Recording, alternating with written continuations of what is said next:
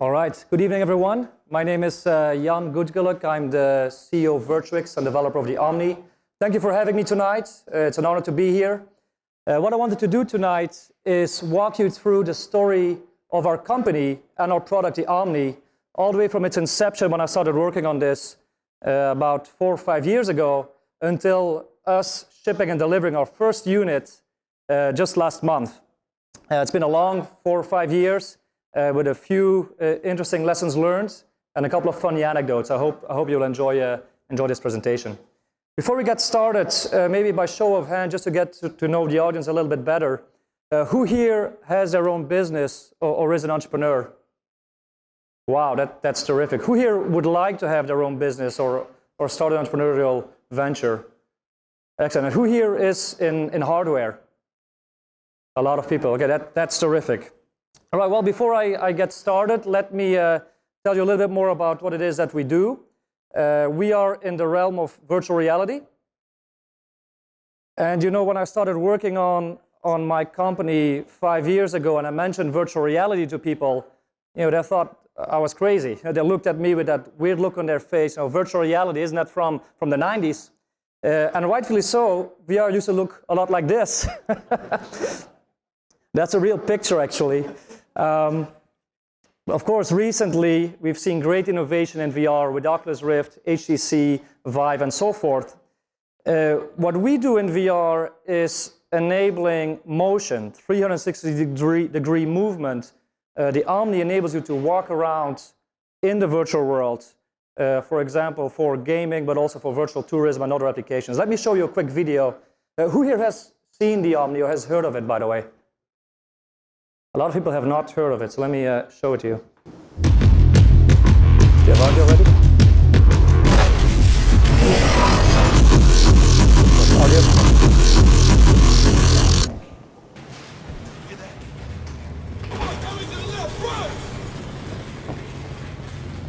Not sure if the audio is working. So this is the Omni platform. That's an old prototype, but it's a motion platform that enables you to be in the game.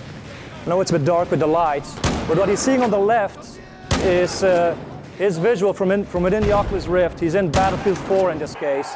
He's in the game, walking around. This is a multiplayer demo of another game called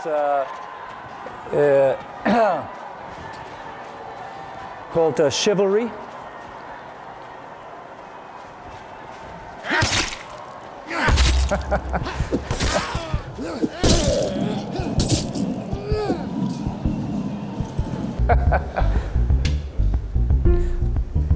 This is a Minecraft demo. They're a Game of Thrones server.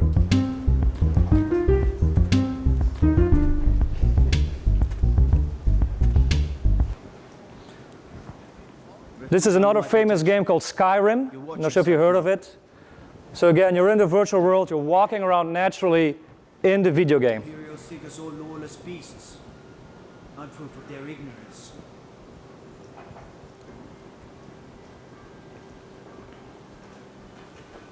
Never seen the old this upset about anything. And this is Counter-Strike, another well-known game.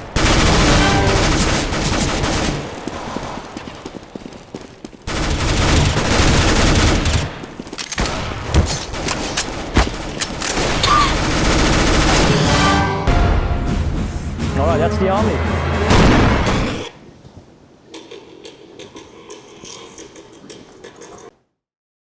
So a little bit more about our company.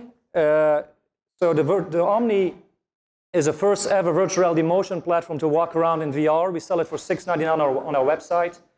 We started in 2013 with a $1.1 million Kickstarter campaign. Since then, we've raised more than $8 million from investors, including Mark Cuban. We were on Shark Tank. I will talk about that in a little bit, including a bunch of VCs on the West Coast and globally. We are 31 employees right now. We are headquartered in Austin, Texas. We have an office in Menlo Park and also a full-time team of 11 people in Zhuhai, China, to manage our supply chain. And we've sold close to 5,000 Omnis to date in pre-order, fully funded pre-orders, equaling more than $2 million in pre-order revenue. So that is where we are to date. As I said, we started shipping the Omni last month after a long road. And we were at CES just last week, where we had tremendous success. We had a big booth right next to Oculus, and it was quite a spectacle. Now let me tell you a little bit about how we got here, and I'll spare you the first 23 years of my life. But I came to the US 9 years ago. I have a master's in mechanical engineering. Came to the US, so I'm from Belgium originally. Came for a project for my Belgian employer at the time, and loved it. Fell in love with the US. I think still today there's no better place to start a business than here in the US. The American dream, I think, is alive and well. If you work hard, you can make it. And I decided to stay here. I told my company they wanted me to go back to Belgium. I said, I'm staying here. So I quit my job. I went to business school in Houston, Rice University. And as an immigrant, I'm still an immigrant today, you're not able to start a business out of business school. You can't. You need a work visa.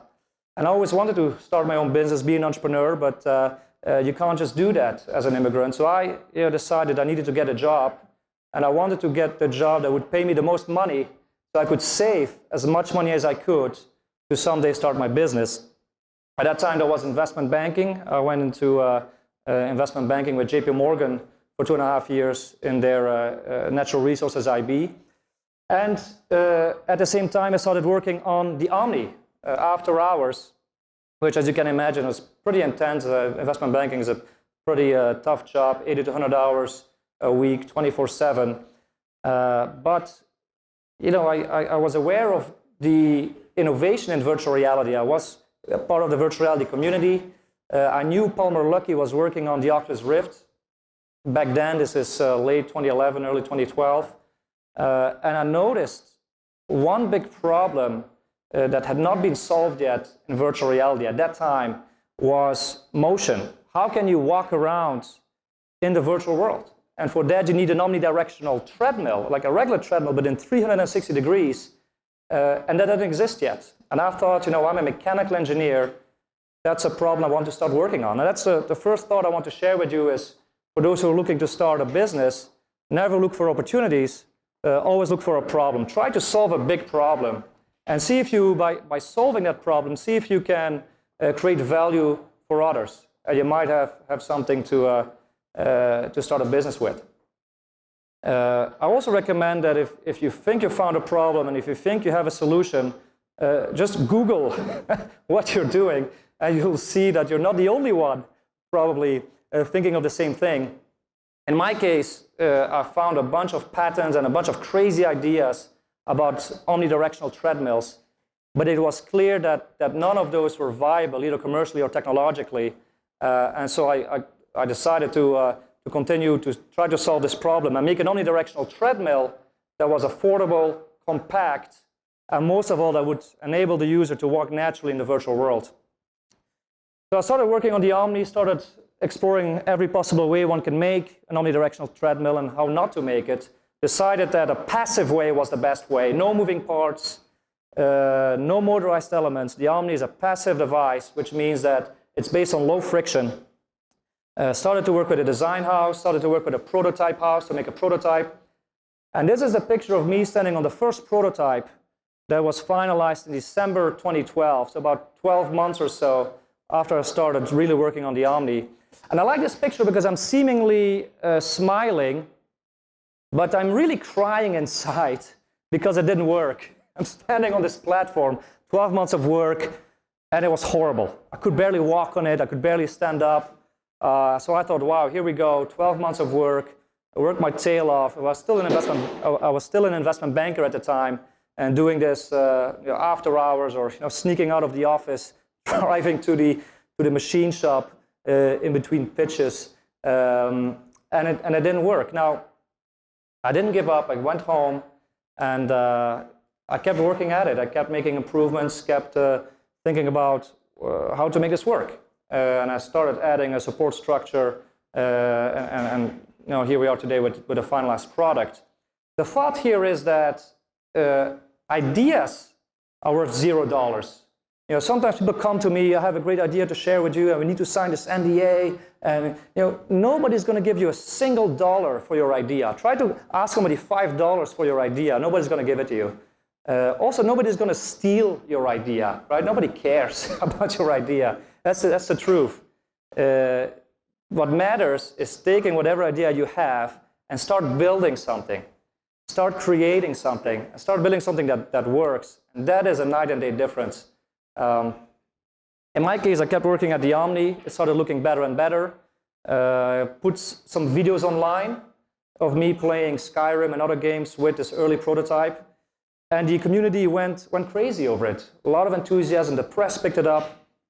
And at that point, I thought, wow, this might be something valuable. This may be it. This may be my way out of investment banking and my way into having my own entrepreneurial venture. And so I decided to quit my job at the time. Mind you, I was a third-year associate. I was about to make $400,000 that year as an investment banker. Gave all of that up to bring the Omni to market. Invested all my life savings. And the first thing to do that I prepared for was preparing for a Kickstarter campaign, which back then was fairly new. But I thought Kickstarter was a great venue at that time to launch a hardware startup. And so we did. We did a Kickstarter campaign in June of 2013 and raised $1.1 million. Back then, I was top 10 of most successful tech campaigns to date at that time. So a great success. However, at the end of the campaign, you wake up, they transfer $1 million into your bank account, and you have 3,000 people that backed your campaign. And you're like, oh, shoot, now what? At that time, it was really just me and two younger guys. So it was quite a shock to wake up after that campaign. I had to scramble to put a team together and really start working on the Omni to take it from a prototype in a garage to a product that I could deliver to customers. Also, one thing that becomes immediately apparent is that $1 million is not nearly enough to bring a hardware product to market. And that brings me to the next topic, which is fundraising. And the first part of that was Shark Tank. In the summer of that year, back then Shark Tank, to apply it was very easy. You had to click on an application button on the website. It gave you an email address. You send a quick email just explaining what it is that you do, and that's it. So I did that just to see what happens. 2 months later, I get an email back. Hey, you're selected for the next round. They sent me a bunch of paperwork. I had to make another video. And at that time, I thought, I'm not going to do it. We're a serious company. We have this following. We did this Kickstarter campaign. I decided not to apply. Another 2 months later, I get a phone call from this lady from Shark Tank. She says, Jan, we never call anyone, but we really love your product. We really want you to apply. At that time, I thought, oh, wow, okay, if it's going to be a walk-in, let me just go ahead and apply. So I applied, and probably a month later or so, we were on the set. Great experience on Shark Tank. I can't talk too much about it, but we were in front of the sharks for 45 minutes or so. Great back and forth, great discussion. Didn't do a deal on the show, but we had a great rapport.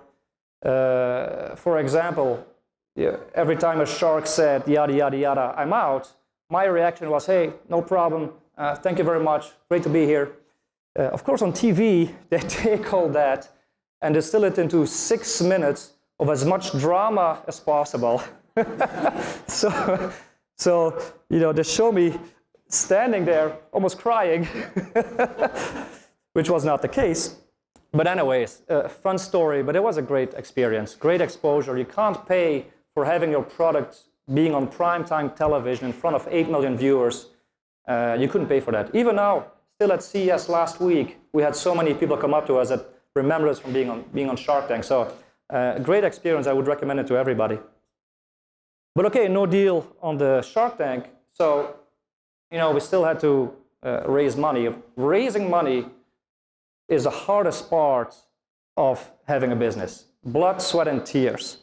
First of all, get used to getting rejected. You'll get rejected more than than you ever expect. Luckily, VCs are very good at writing the most eloquent rejection letters. You know, you feel very good afterwards, like, oh, thank you, yes. Keep in touch. The first money is also the hardest. Nobody wants to put in the first $100. Everybody wants to put in the last $100. So there's a chicken versus the egg problem, which is hard to overcome. People told me beforehand it's going to take 6 months for this first round. I didn't believe them. It was true. It took 6 months. It takes a long time. Towards the end, I had to tell our employees that we may have to postpone payroll. You know, the lights were almost out. So it was very tight towards the end, but after blood, sweat, and tears, we got the round done. We raised $3 million, ended up turning away $1 million from a bunch of investors. The round really blew up towards the end. We also used Seed Invest for part of the round, which is equity crowdfunding. I'm happy to talk about that as well afterwards.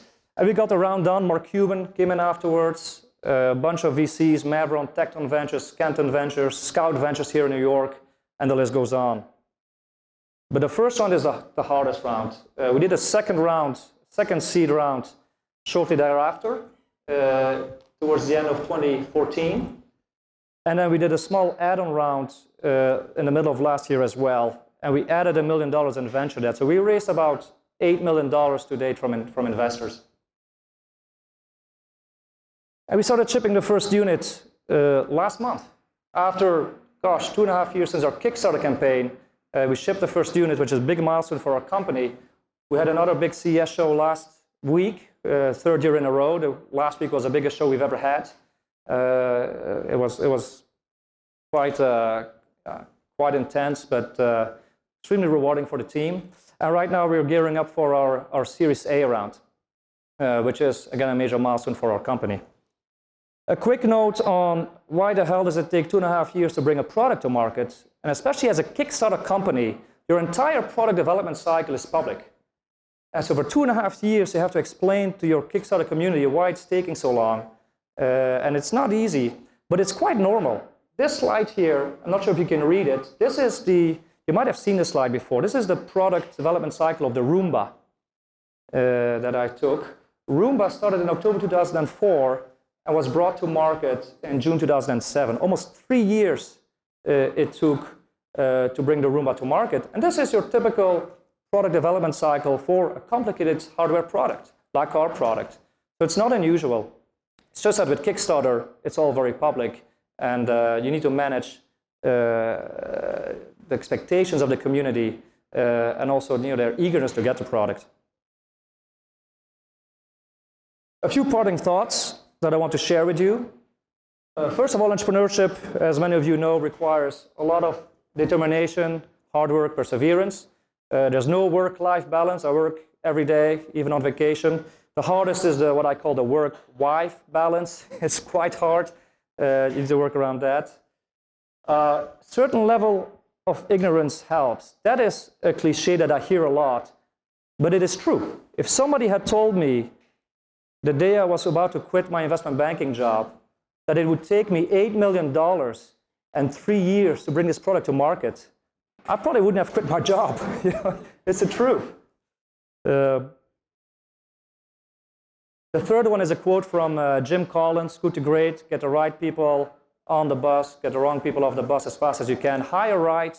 If you put the right people on the right problem, magic happens. And finally, keep your costs down. That's the last story I want to share with you. This is the car I bought after I just got to the US in 2007. It's a 2001 Dodge Stratus. And I drove that car all the way through business school and all the way through my investment banking career, which is quite hard. All my colleagues were driving Mercedes and Audi, and I drove this car. I remember one day I came back from New York with the global head of M&A from JP Morgan on our flight. Said, Jan, can you give me a ride back to the office? I said, yeah, sure. So we get to the parking lot, top floor. There had just been one of these Saharan sand winds, so my car was kind of yellow from the sand. Anyways, we get to my car. You should have seen that guy's face. It was like, wow. He said, Jan, I told him I was about to get married. You're going to have to buy a new car. You know that, right? Well, I didn't know that. But bottom line is, this is still the car I drive today, and I'm going to drive this car until either the wheels fall off or until we become a sustainable company. So keep your costs down. It's very crucial to be able to build your entrepreneurial dream. I hope that was helpful. Thank you very much.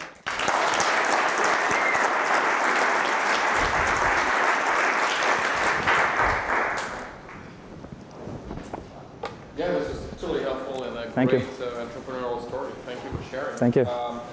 As we ran a little bit over, I'm going to jump directly to questions if we have any. Yes, well, we're going to start with you two for a second. You promised Kickstarter guys how long you would take? We said 6 months. Yeah. You have to. If you tell Kickstarter it's going to take a year, nobody's going to back your project. So it's an interesting exercise. Yeah. Hi. How much did the final product change from the Kickstarter promised product? Yeah, it looks and works fairly similar. The biggest challenge is taking a prototype, and then the prototype you saw in the video was the early prototype made out of wood, which is the same prototype we used in the Kickstarter video and the Kickstarter campaign. But taking a prototype made out of wood and turning that into a final product made out of steel and plastic that can be mass manufactured by thousands, by high volume, that is night and day. And that is what took 2.5 years.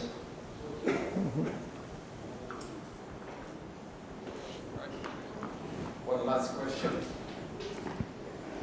So first off, congrats on shipping the first book.